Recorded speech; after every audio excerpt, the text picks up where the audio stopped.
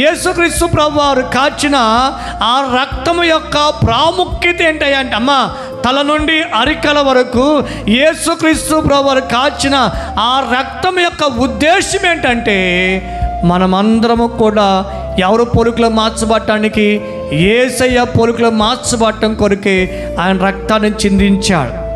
ఆయన స్వభావంలోకి మార్చబడటానికి, ఆయన లక్ష్యంలోకి మార్చబడటానికి, ఆయన గుణంలోకి మార్చబడటానికి, ఆయన నడవడికలో మార్చబడటానికి, ఆయన పద్ధతిలోకి మార్చబడటానికి, ఆయన యొక్క స్థితిలోకి మార్చబడటం కొరకే యేసు ప్రభువు రక్తము చిందించాడు. అంటే ఈ రోజులో చర్చికొచ్చే ప్రతి ఒక్కరము కూడా, బాప్తిస్మం ఇస్తున్న ప్రతి ఒక్కరము కూడా, ప్రార్థించే ప్రతి ఒక్కరము కూడా, దేవుని నమ్మిన ప్రతి ఒక్కరు కూడా ఎలాగో మార్చబడాలంటే ఆయన పోలికలో మార్చబడాలి.